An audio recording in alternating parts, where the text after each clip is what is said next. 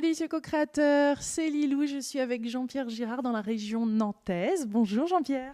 Bonjour Lilou. Comment allez-vous? Ben, très très bien, je suis très heureux d'être avec vous parce que j'ai vu déjà des vidéos d'amis communs, Jean-Jacques Charbonnier notamment, Mario Beauregard. Mario Bourga qui a eu l'occasion de me tester avec un électroencéphalogramme et de s'apercevoir que lorsque le phénomène paranormal se produit, nous avons au fond un tracé, une figuration électroencéphalographique tout à fait typique. C'est intéressant parce que ça voudrait dire qu'à la limite, ben, le cerveau, lui aussi, ne triche pas. Et ça, c'est super intéressant. On va vraiment parler de votre parcours parce que vous êtes unique. Vous êtes unique en vos genres. Vous êtes connu comme l'homme qui agit sur la matière. Vous avez travaillé avec la Défense nationale, le CIA. Vous avez eu vraiment des preuves scientifiques solides que c'est possible. J'aimerais parler de l'effet PK aussi, de plein de choses qui nous intriguent, nous, parce qu'on en entend parler. Il y a beaucoup de charlatans aussi dans ces domaines-là. Donc, j'aimerais beaucoup découvrir qu'est-ce qui fait, en fait, qu'est-ce que vous réalisez, qu'est-ce qu'on appelle, qu'est-ce que vous avez fait? Parce que j'ai vu des barres qui se tordaient, plein de choses, mais qu'est-ce que c'est exactement? Qu'est-ce que c'est d'agir sur la matière? Alors, agir sur la matière, on parle de l'esprit qui agit sur la matière. En réalité, oui, c'est l'esprit qui agit sur la matière, mais pas avec une force traditionnelle, évidemment, parce qu'on imagine mal que l'esprit ben, peut courber une barre. Donc, c'est beaucoup plus subtil. Et si la barre se tord, là, on va parler, nous, scientifiques, en matière d'information. Alors, le fait simple, c'est-à-dire que notre pensée elle-même est une information. Hein. Dans cette barre qui paraît tout à fait simpliste, il y a une information. Il y a une information, mais pas dans le sens où on l'entend habituellement, le journal de 20 heures, bien évidemment. Il y a une information et il va y avoir entre l'esprit, la cohésion que fait l'esprit sur la volition de courber cette barre, il va y avoir un feedback informationnel.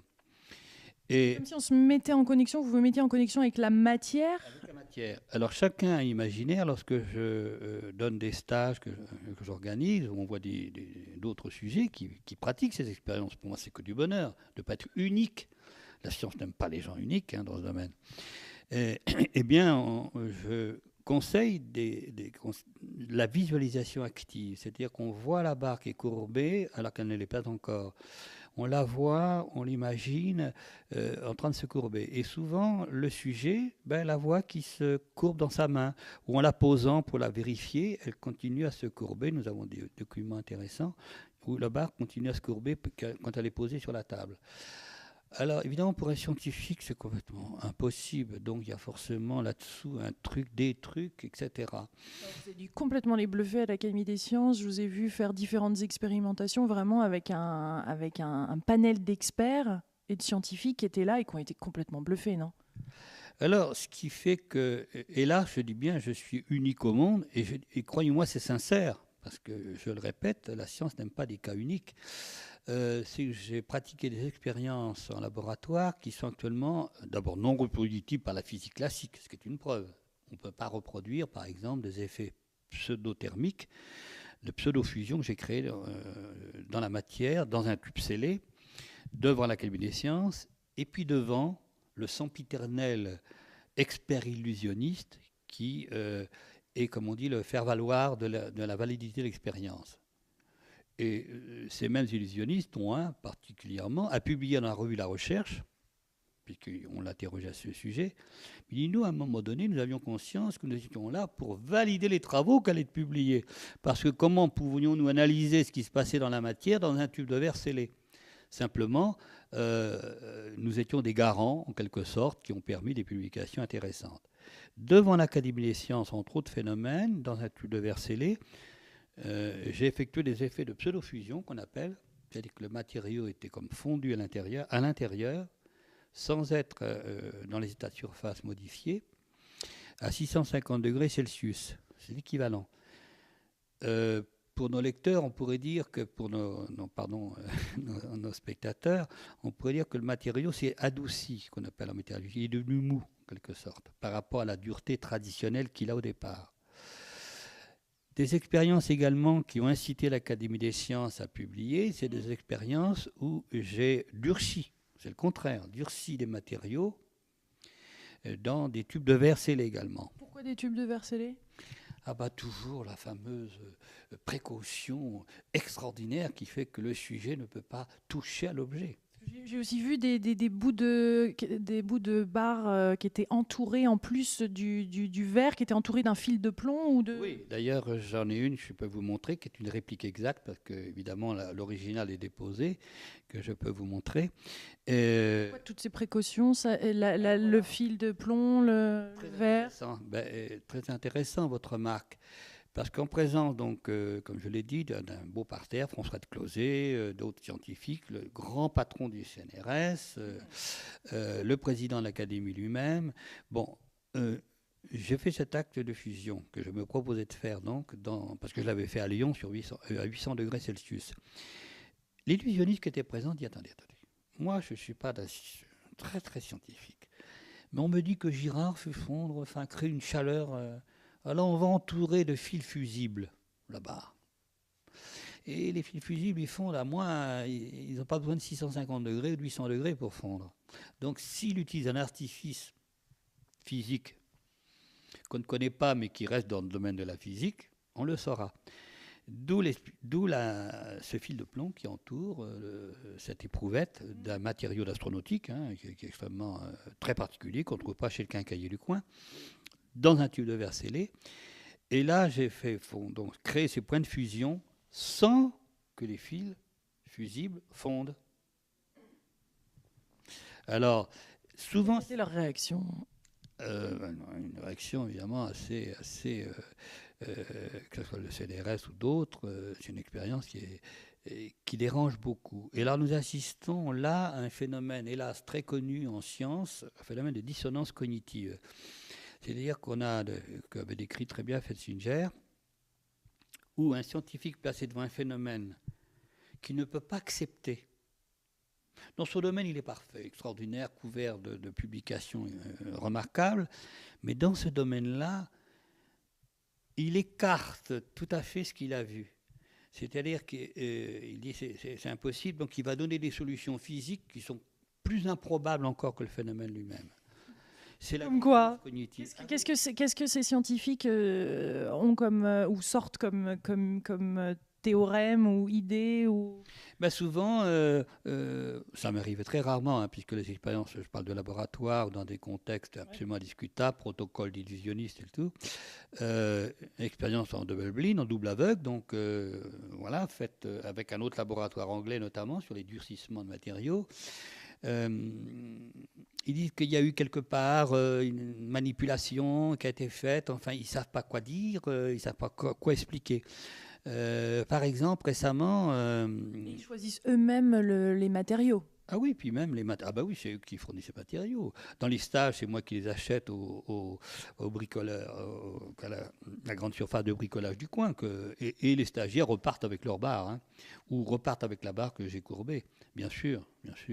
Parce que là, les sceptiques disent, oui, c'est un matériau à mémoire. Quand on le tient dans la main, il va se courber par la chaleur.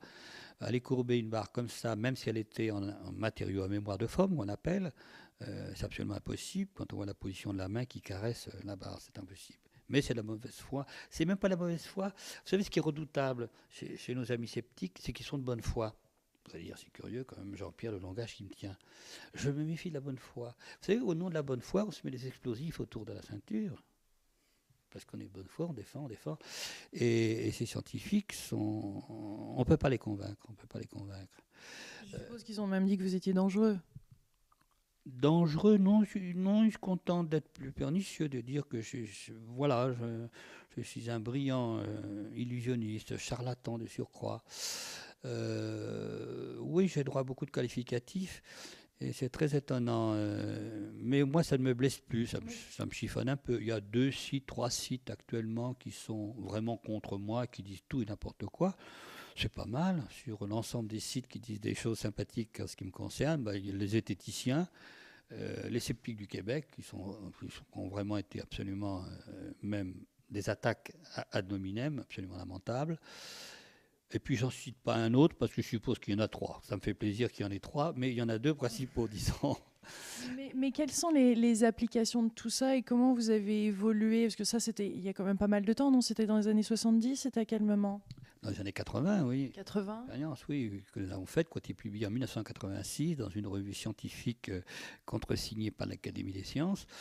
Et puis j'ai continué à faire des expériences, mais qui ont été plus élaborées sur des bactéries à distance, dans des éprouvettes par exemple, sur des tissus in vitro bien sûr, mais aussi in vivo. Et nous assistons à des...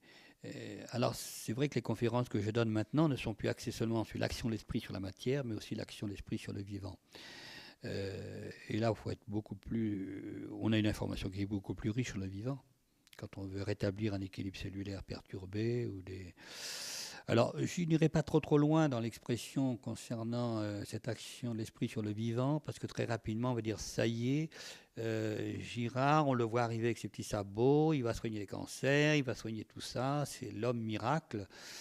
Alors non, bien sûr, je reçois en consultation, mais je dis toujours que nous sommes des artisans pour favoriser chez le sujet lui-même les armes de sa guérison. Donc nous donnons les schémas de guérison et bien sûr nous l'aidons à, comme fait Simon Toll, le cancérologue américain par exemple, à des schémas de visualisation active. Mais là, ça nous écarte un petit peu de... Les questions fusent. Hein. Je sens toutes les personnes qui regardent, moi-même, là, en fait, ça bouillonne hein, dans nos esprits. Dès qu'on commence à parler de ça, c'est comme si le monde autour de nous s'écroulait. La matière n'était plus matière, l'énergie commence à tourner en spirale, non ? Ce qu'on semble oublier, c'est que nous sommes tous faits de la même matière d'origine, hein, issue du Big Bang, où c'est la matière qui a gagné. Et cette barre, comme vous-même, ce micro, nous sommes faits de la matière. Dis-moi pas mon micro. Non, surtout pas. Je maîtrise un petit peu quand même ces phénomènes. Mais il y a une époque où je ne maîtrisais pas grand-chose et les caméras souvent s'arrêtaient. Enfin, j'avais beaucoup de... À la télévision, oublié de changer de caméra, ces grosses Betacam et tout. Non, je pense que ce phénomène est difficile, il ne rentre pas dans nos archétypes. Alors au fond, cette mission, c'est un grand mot, mais ce que je m'attache à faire maintenant, à l'âge que j'ai, c'est à communiquer, on l'aura compris, mais communiquer pas seulement, même partager.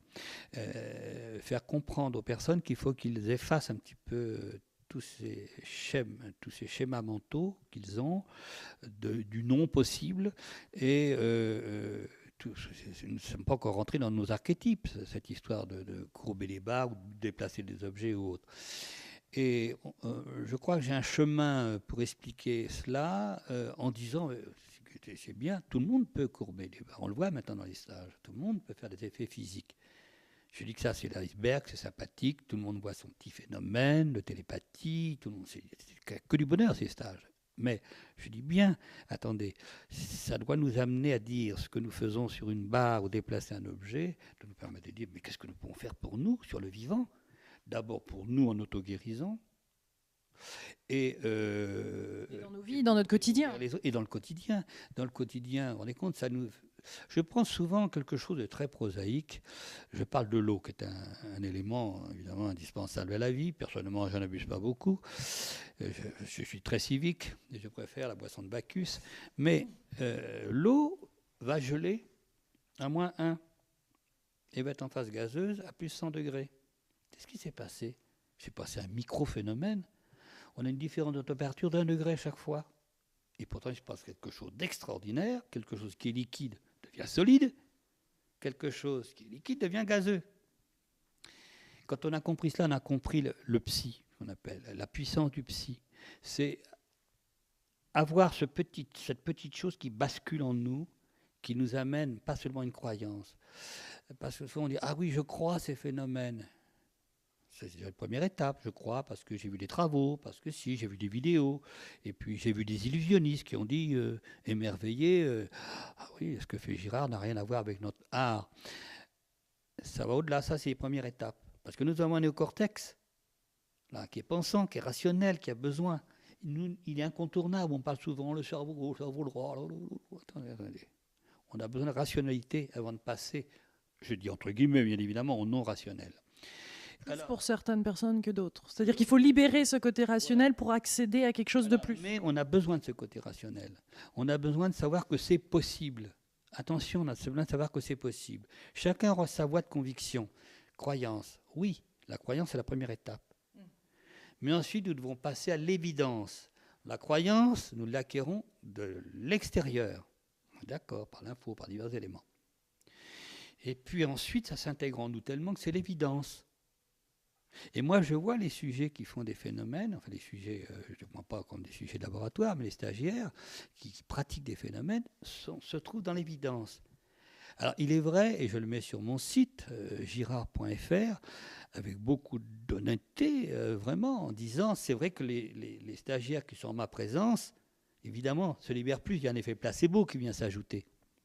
Ils me voient pratiquer, ils ont vu des vidéos, etc. Et pendant le stage, je produis, on peut voir les dernières vidéos d'un stage qui s'est passé à côté de Saint-Tropez, c'est absolument extraordinaire. C'est ce qu'on reproche des fois un petit peu à tout type de stage, un peu comme ça, c'est qu'on le sent, il y a le phénomène de groupe, on est là avec l'enseignant, on ressent des choses, puis après quand on repart à la maison, c'est plus la même chose.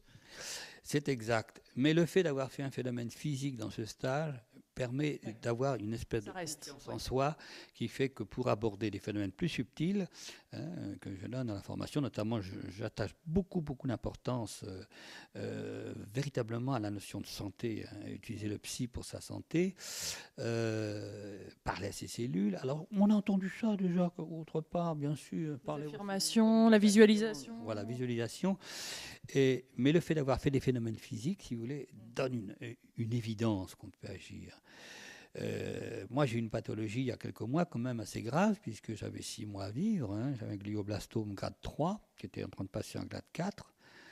C'est ce qui a emmené notre ami donc Servan Schreiber. Nous avons analysé les causes, l'origine de ce glioblastome, puisque toute pathologie a une origine. Il y a un décodage à pratiquer sur cette maladie. On n'attrape pas la maladie, on la génère. Et donc, ce glioblastome a disparu complètement. Enfin, il y a une microtrace qui, vraisemblablement, ne pose plus problème. Là aussi, par des phénomènes d'évidence. J'avais bien décodé l'origine. L'origine, c'était, je peux le dire maintenant, c'était sortir des activités que j'avais pour l'État, qui commençaient à devenir très pesantes. Quand à 68 ans, vous faites encore des opérations, pour certaines qui sont délicates. On ne va pas aller plus loin, puisque je suis lié à certaines réserves. Et c'était la seule chose, au fond, mais inconsciemment, donc, qui a fait que ce glio est apparu avec des symptômes cliniques tout à fait alarmants, enfin, perte de vue pendant un certain temps, etc., tomber brutalement. Et alors là, ne soyons pas dans un climat de tristesse, surtout pas. Ça veut dire que même une pathologie lourde, dont il y a très peu de rémissions connues, celle de Servan Schreiber en est une pendant 20 ans, quand même, c'est extraordinaire, fait que même les pathologies de cet ordre peuvent être, si on en fait un examen déjà d'origine pointue, et qu'ensuite on a une action véritablement de confiance en son corps. C'est énorme. La confiance, c'est énorme. Alors là, on dit c'est une facilité de propos. Il tient, il a fait une interview, c'est sympathique, il est reçu de façon tout à fait fraternelle, je dirais, ce que je pense. Alors, bon, on parle de facilité. Non, pas du tout. Pas du tout. On utilise son corps vraiment de façon lamentable. Moi, j'aime mon corps, je ne suis pas narcissique, j'aime mon corps. Je fais des stages en général en débardeur, pas pour faire le cake, comme disent les jeunes. Je suis content de montrer une musculature à mon âge qui est correcte, sans faire beaucoup de gymnastique. J'ai fait de la visualisation sur mes muscles, c'est tout. Alors, on pourrait dire, oui, encore de la démo, toujours en démonstration. Non, je dis, attendez, ne vous méprenez pas. Je suis content de vous montrer comme je suis. Alors vous, charmante jeune femme, je ne vous demande pas de faire du body ou d'être boum boum, c'est pas ça. Mais savoir que votre corps, à un moment donné, vous propose d'être au mieux de ce qu'il peut être.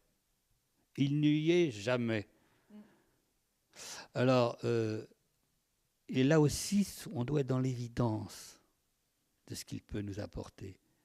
Donc, c'est-à-dire que ça soit la barre ou notre corps, etc., on visualise, on rentre dans ces cellules, on voit de la lumière, ou on voit quoi, comment ça se passe, cette amélioration, cette transformation de la matière. Il y a des patients que j'ai aidés à sortir de mauvais pas, en général des pathologies lourdes, hein, puisque quand je donne des stages, les stagiaires, je les privilégie pour les consultations, hein, après le stage, le soir ou lundi matin. Et souvent, bien sûr, ce sont des pathologies lourdes, hein, des SEP, des choses comme des scléroses en plaques, des maladies de Parkinson ou autres. Et puis évidemment, on l'a compris, aussi des des néoplasmes, des cancers. Et alors, il se trouve que j'ai une carrière quand même médico-hospitalière de 18 ans, et notamment une grande partie en cancérologie. Ce qui fait que je ne dis pas n'importe quoi. Et je ne fais pas n'importe quoi surtout. Pas comme clinicien, mais comme mise en œuvre de protocoles d'expérimentation pour des molécules nouvelles. Donc on est obligé d'avoir aussi un suivi clinique, etc. Donc je vous passe. Mais moi j'ai assisté à des miracles à l'hôpital. Des miracles, ce qu'on appelle des miracles dans les milieux religieux, bien sûr. Des rémissions spontanées. Et à chaque fois que j'ai assisté à cela, c'est quoi? C'est une grand-mère, par exemple, réticulosarcome et tout, etc. Enfin, très mal fichue, mal en point, avec des cathéters, etc. Bref, je vous schématise le tableau. Et presque en passe de passer aux soins palliatifs. Et elle apprend que sa fille et son gendre viennent de décéder dans un accident de voiture. Eh bien, cette femme arrache ses cathéters, signe une décharge à l'hôpital et va s'occuper de ses petits-fils qui sont orphelins. Qu'est-ce qui s'est passé? Son cancer a disparu. Miracle? Non, il y a une logique. Il y a une logique à tout cela. Et heureusement, c'est très sécurisant. Cette femme, elle a une origine, une éthiopathogénie, comme on dit dans le jargon médical. L'origine de la maladie, l'origine réelle, que je ne pourrais pas vous dire, vous décrire. Elle a une origine qui a créé son cancer. Ensuite, elle a eu autre chose qui a remplacé cette origine. Quelque chose de plus fort, qui fait que l'origine de son cancer et le développement de son cancer étaient complètement occultés. Ça fait un choc. Elle s'occupait de ses enfants, comme j'étais aussi à Chute-Lille à l'époque, aussi un monsieur qui était vraiment mal parti et qui était en voiture. Donc, parce que vous savez que, oui, ceux qui sont atteints de cette affreuse maladie, souvent vaquent leurs occupations de façon difficile, certes, avec les soins palliatifs, etc., presque la veille de leur mort. On le sait maintenant. Et merci au ministre de l'époque, Kouchner, qui a tenu à ce que les soins palliatifs soient maintenant une obligation. Donc ce monsieur, il tombe dans le canal. Une voiture, peut-être un étourdissement avec les thérapies qu'il avait, une voiture le croise, donc, et on s'aperçoit, donc le SAMU arrive, on arrive à le sauver, enfin les pompiers, pardon, et le tirer du canal. Le choc a été très important pour lui, parce qu'il se voyait noyer. Vous savez la suite de mon propos. Son cancer a disparu. Alors, ne nous noyons pas, n'ayons pas un deuil dans la famille, mais cela veut dire qu'à un moment donné, quand on est dans ces pathologies lourdes, eh bien, il faut un changement d'état. Pourquoi il y a des choses qui marchent très bien? Par exemple, le régime de Rudolf Preuss. Moi, je me vois mal personnellement, amateur de foie gras et de sauterne, je me vois mal faire ce régime si j'avais un néo. C'est pas ce que j'ai fait d'ailleurs avec mon néo.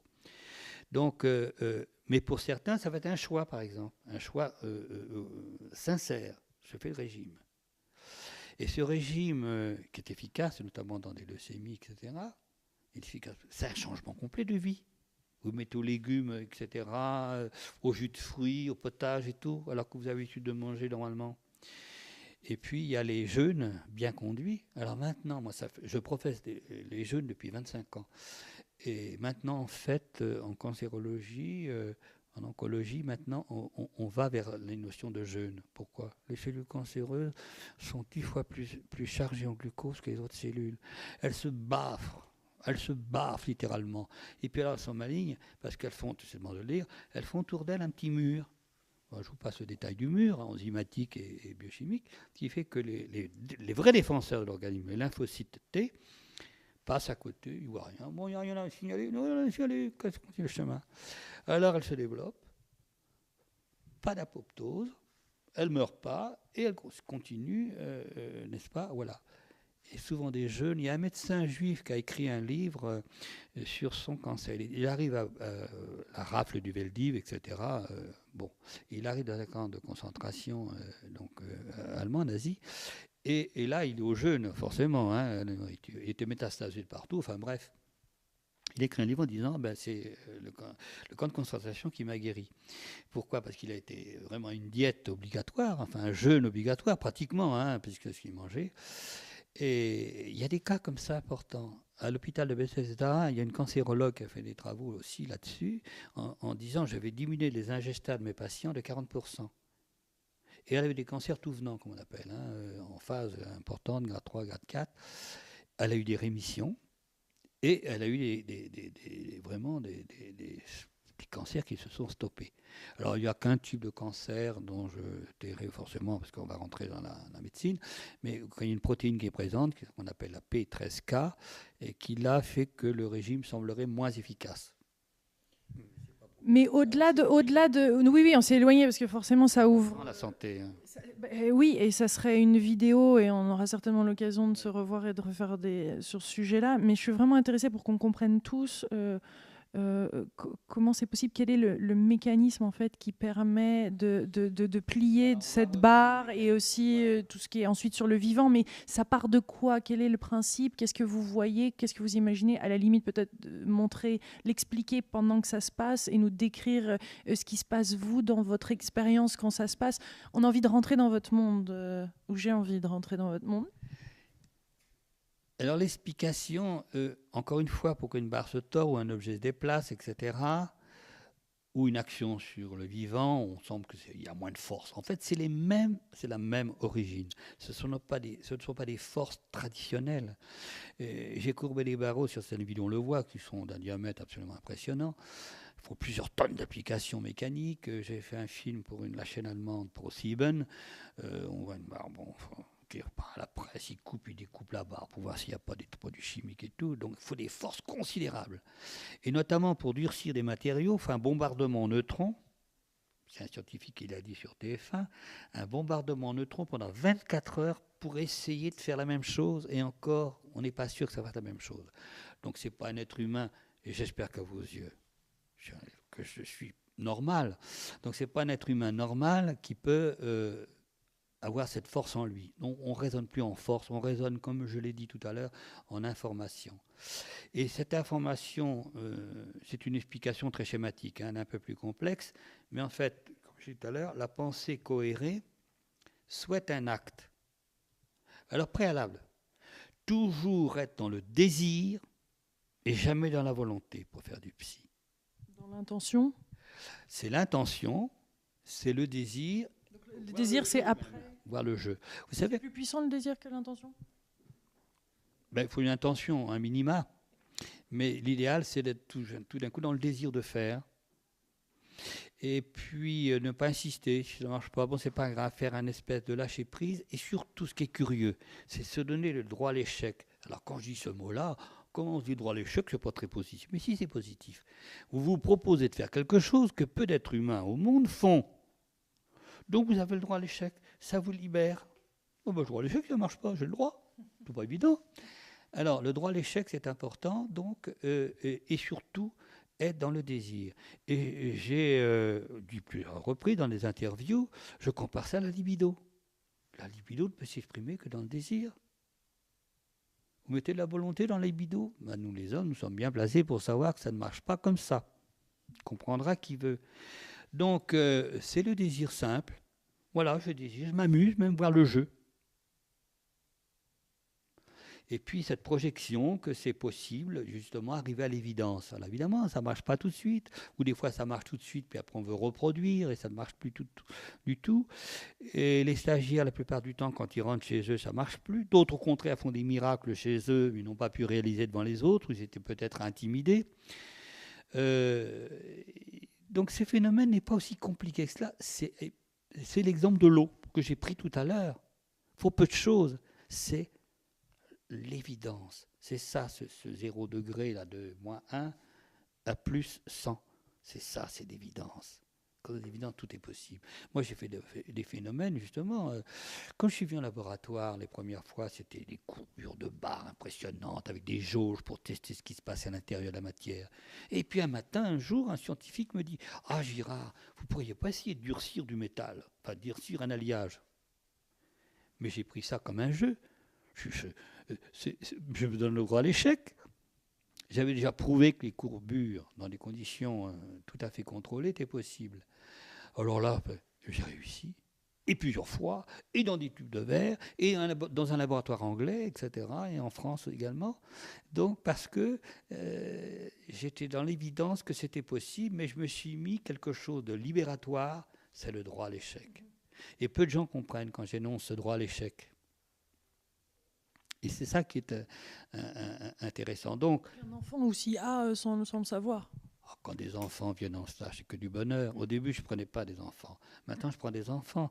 J'ai eu une petite, justement à Nantes, une petite Marie à Nantes, à une librairie qu'il y a, c'est au fil des temps, je crois, à Nantes, dans une petite salle et tout, on a fait un stage très intimiste. Il y avait sa maman, donc Emmanuelle, cette petite Marie, elle nous a complètement bluffés. Elle a fait des courbures. Et alors en télépathie, nous avons un petit dispositif où on cache évidemment ce qu'on doit deviner, que l'autre doit deviner, une communication télépathique, émetteur-récepteur. Alors on cache, caché, même pas présenté, donc pour que le sujet, en l'occurrence la petite Marie, sache. Elle disait avant même qu'on ait terminé le cache, elle nous donnait le résultat. C'est que du bonheur. Et j'ai vu des courbures faites par des enfants de façon absolument fabuleuse, parce que là, ils ont le moins cette prévention. Ils voient des séries américaines où tout est possible, etc. Nous, ils sont dans un univers où le possible est là.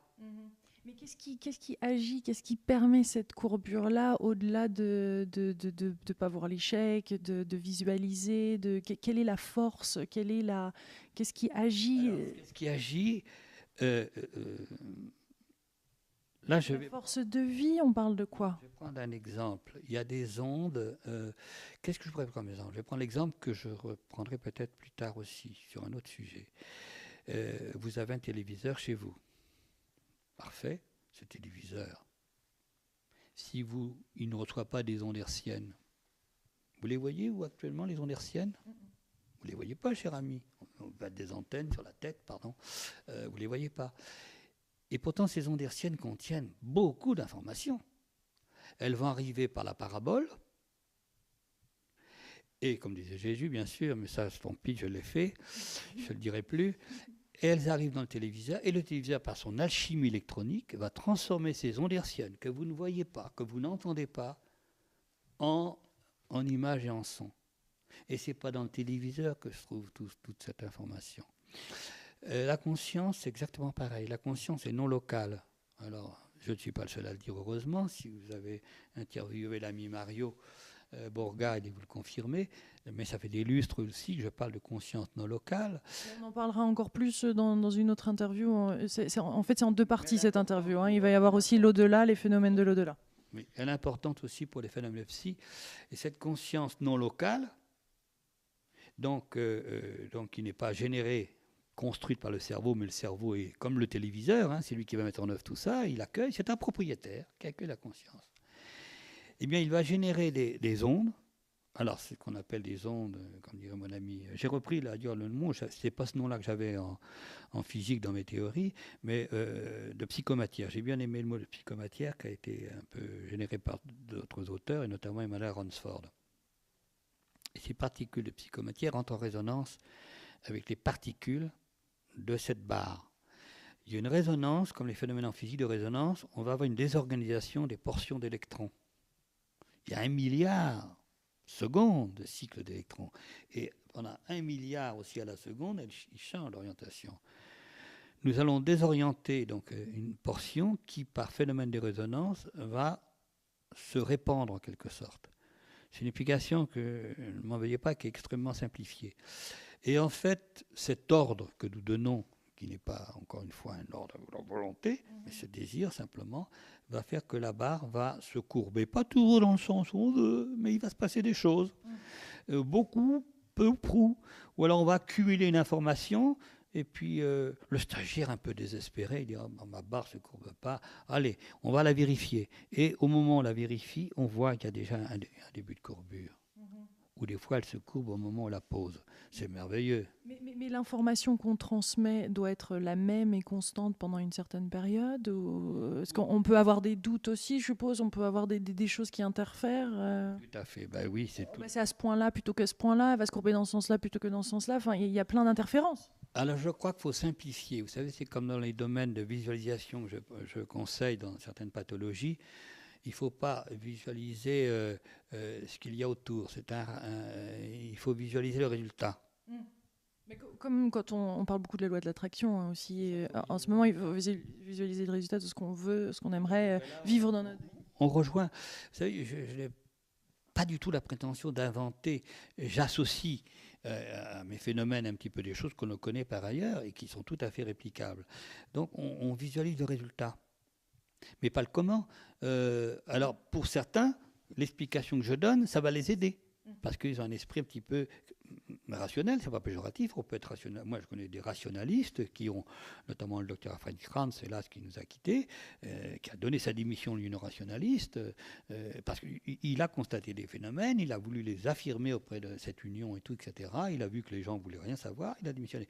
Eh bien, il avait besoin d'une approche rationnelle dans les expérimentations, dans tout cela, une explication, une théorie qui tenait debout, et il a confirmé, il m'a fait une attestation comme rationaliste de mes phénomènes. C'est quand même sympathique, ça.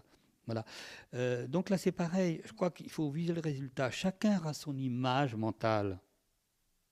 On peut avoir, notamment dans les domaines de la guérison, des images qui violent la physiologie ou la physiopathologie de façon absolument abominable. On s'en fiche du patient. Elle est formidable, cette visualisation que vous avez. Vous la ressentez bien. On va travailler ensemble dessus. Et ça marche, mais ça marche, c'est que du bonheur. En combien de temps, là, par exemple, vous pouvez nous le montrer à la caméra et vous pourriez nous... oui. Dans le jeu, toujours, avec la possibilité de l'échec. Oui, ça peut être un petit peu long, voilà, parce que nous sommes dans le cadre d'interview. Je ne sais pas, ça peut être rapide, ça peut être long. Vous la touchez.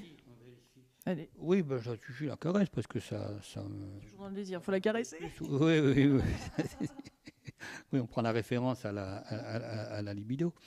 Mais je voudrais que nos amis pensent que ce phénomène est insurmontable dans leur esprit. Mais dans les faits, non. Dans les faits, non. Je vais même très loin, je dis souvent dans des interviews que le phénomène est illimité. On l'a vu pour les barres qui se transforment à l'intérieur. On a des transformations métallurgiques internes, mais pour un physicien, c'est de la folie, quoi.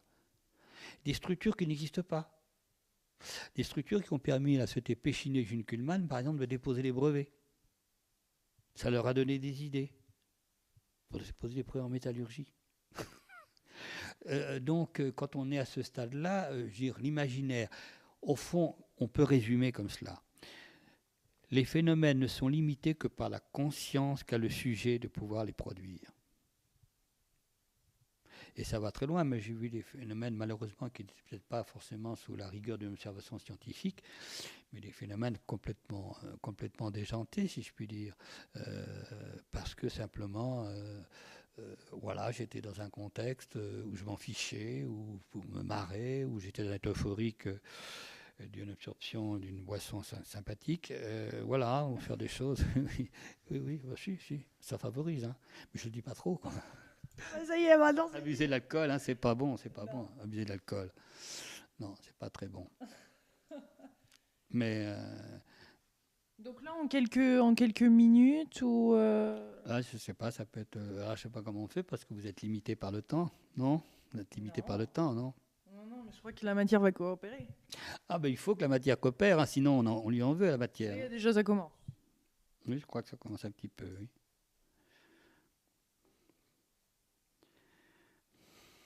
Je vais bien montrer la caméra.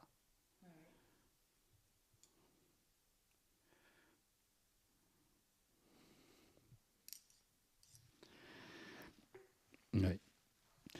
Courbure modeste, mais on s'en fiche. L'essentiel, c'est que le phénomène se produise. Alors, tester la résistance du matériau, c'est quand même un matériau qui a... Alors, pourquoi je choisis ces matériaux souvent en stage? Parce que c'est un stade élastique élevé. C'est-à-dire que vous faites ça, vous voyez, ça revient à sa forme. Hein? Donc, si on fait un mouvement subreptice, il faut vraiment prendre les deux mains pour courber. Voilà, il faut quand même mettre, comme on dit, le paquet. Hein.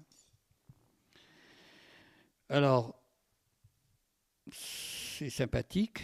Oui, oui, ça y est. Vous voyez comment ça se passe. Alors, on croit, on a raison de penser que c'est facile. On a raison d'y penser. Regardez, je ne sais pas si la caméra pourrait prendre. Elle prend de là. Peut-être que la coupe de fruits nous gêne un peu. Oui, si. Oui, on voit bien. Oui, parce que vous prenez en plan. Et ça fait un petit pont quand même. Bon. Il y a des courbures plus sympathiques, c'est pas grave. Nous sommes limités par le temps, mais je voulais faire un petit peu vite. Pour vous non, très très bien. Et je suis ravie de pouvoir faire une autre vidéo avec vous, parce qu'il y a votre livre qui sort en mars 2013 aux éditions Vega, qui est, redites-moi le titre, c'est... La science et les phénomènes de l'au-delà. Voilà. Donc on va en parler dans une deuxième vidéo, si vous voulez rester avec nous. Dernier petit point où il y a un petit truc ou un petit résumé ou quelque chose pour finir cette conversation sur... Ce qui est intéressant, c'est qu'actuellement, souvent on a dit que les phénomènes se produisent en présence de Jean-Pierre, tout ça, etc. Puis après, c'est un peu plus délicat. Nous sommes un groupe en ce moment, un groupe d'études où il y a des scientifiques d'une part de diverses obédiences, y compris des gens qui sont un petit peu, pas forcément très favorables à ces phénomènes, et un psychologue spécialiste de la dissonance cognitive pour observer les réactions de ces scientifiques. Et nous avons des sujets que nous avons sur Dailymotion, que nous avons pris un petit peu à gauche, à droite, des jeunes sujets qui eux-mêmes font des phénomènes. Là, j'aurais pu vous présenter un phénomène, puisque je l'ai dans la voiture, sous un bocal, où nous faisons tourner une pyramide sous un bocal. C'est très sympathique. On pourra peut-être en conclusion du second interview, simplement pour montrer que la conscience, là aussi, est non locale, donc quand elle s'évade de notre corps, elle continue son parcours de vie. Et alors, ces jeunes font des phénomènes, et j'en ai mis 2 déjà sur mon site, dehors de moi, tout à fait en dehors de moi, et ça me ravit. Au départ, sans bocal, pour ce petit objet qui tourne sur un bouchon, une aiguille, c'est un dispositif qui avait été proposé il y a longtemps, au XXe siècle, début du XXe siècle. Et c'est très sympathique, parce que ça favorise, c'est pas un phénomène qui est trop agressif, disons. C'est un petit truc, alors on peut dire peut-être le vent qui fait tourner tout. Et après, on met le bocal. Et très peu de sujets réussissent. Mon dernier stage à Clermont-Ferrand, un des derniers stages, j'ai vu un sujet qui a fait tourner pendant 1 minute sous un bocal de verre, c'est pour moi que du bonheur. Et là, ces jeunes font en dehors de moi. Alors, nous avons fait un film pour TMC il y a quelques semaines, où ces jeunes ont été invités. Et moi, j'ai fait des expériences, et je me suis éloigné du plateau pour que les jeunes, devant la caméra, hors ma présence, fassent des phénomènes, peut-être un peu moins importants, mais on s'en fiche, mais ces phénomènes étaient là. Alors ça, on ne veut pas dire que je ne suis qu'à la genèse de cela. Donc je crois que la communication de l'information, c'est cela, vous savez, comme on apprend quand un animal se défend, ou même un parasite, quand on voit les moustiques ou autres ont une agression, qu'ils arrivent à résoudre cette agression par un antipaludéen par exemple, hélas, eh bien ça va se communiquer aux autres, même à des distances absolument incroyables, l'information va se communiquer. Notamment on l'a observé chez les rats, on l'a observé chez les arbres malades. Quand un arbre malade trouve la solution, il va communiquer à des kilomètres de distance aux arbres de la même famille la solution pour s'en sortir. Ça c'est connu, ce n'est pas de la spéculation métaphysique. Donc là c'est pareil, le fait qu'à un moment donné, on en parle de plus en plus. Vous savez, en France, quand on fait, il y a des sites spécialisés dans l'analyse des sites, combien ils sont regardés, combien de fois, etc., combien il y a de pages examinées. Moi, je ne connais pas grand-chose, mais je clique URL espion. Eh bien, sur ce site, qui est très sérieux, il y a le mot espion, évidemment, qui me rappelle certaines activités. Je suis très content qu'on ait très peu parlé, finalement.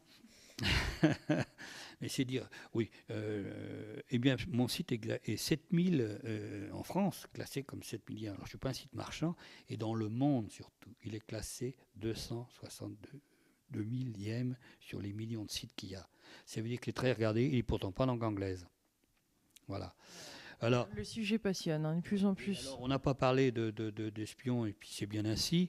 Je vais parler ni de la pharmaceutique, parce que je sais que vous avez aussi travaillé avec la pharmacie, les laboratoires. Les brevets de médicaments, oui. Et tout ça est absolument fascinant. J'ai des milliers de questions. Capacité psy grâce aux capacités psy qui m'ont permis de créer des choses, de trouver des solutions d'innovation de technologie, d'abord en défense, puisque j'ai eu une carrière militaire, comme officier de l'armement et ensuite officier de renseignement, mais qui m'ont permis de créer des innovations dans le domaine de l'armement. J'en suis pas fier, hein, d'ailleurs, mais à l'époque, je travaillais pour mon... Remote viewing, non? Alors, remote viewing, ça c'est autre chose que j'ai fait ensuite dans le cadre de la CIA, mais même plus que ça, j'ai fait la psychométrie qu'on appelle. Quand j'étais en Union soviétique, puisque j'ai fait plusieurs voyages en Union soviétique, invité par l'Académie des sciences, par Adi Yamkin, professeur de physique théorique à l'Académie des sciences, et Spirkin. Et tout dans des parcours voilà, absolument intéressants. Et là, j'ai vu des expériences donc, en Union soviétique, j'ai fait d'autres sujets, on a parlé de physique théorique aussi. Et là, j'ai vu des expériences étonnantes que je vais réécrire dans une 4e autobiographie. Il y en a une seconde qui était sortie où je parlais qu'on trouve encore sur Internet, psychique, du KGB à la CIA, des usines d'armement aux usines atomiques, je ne sais plus quoi le titre, chez Philippe Aki, qu'on retrouve encore, que j'achète des fois pour vendre à des lecteurs, mais comme je suis sous forme d'association, enfin, j'ai oublié de le préciser. J'ai un institut et donc, tout ce que je gagne pour mes livres, les contrats d'édition que j'ai sont signés au nom de l'institut. Moi, je ne gagne pas du tout d'argent. Seul argent que nous gagnons, l'association, c'est à travers les stages. Les conférences sont bénévoles. Là, j'ai une conférence à Villefranche. L'État doit bien payer aussi, non? Comment? L'État paye bien aussi, non? Ne paye plus puisque j'ai rendu les armes grâce à mon glioblastome. Très bien. Bon, quelle aventure de vie. Merci pour tous ces témoignages. Merci de votre gentillesse à m'accueillir et puis excusez ma dispersion, parce que j'ai une tendance, je suis un homme passionné. Vous êtes passionné, c'est ça la passion? Voilà. On le comprend en France. Passion, dispersion, ça rime un peu. Alors gardez cette barre en souvenir. Merci. Merci beaucoup pour ce délicieux entretien. Dans notre jargon. Ah oui. Chargé. Mes délicieux co-créateurs, plein d'amour, plein de bisous. Merci d'avoir regardé, merci de partager ces délicieuses vidéos, cette information. Au revoir.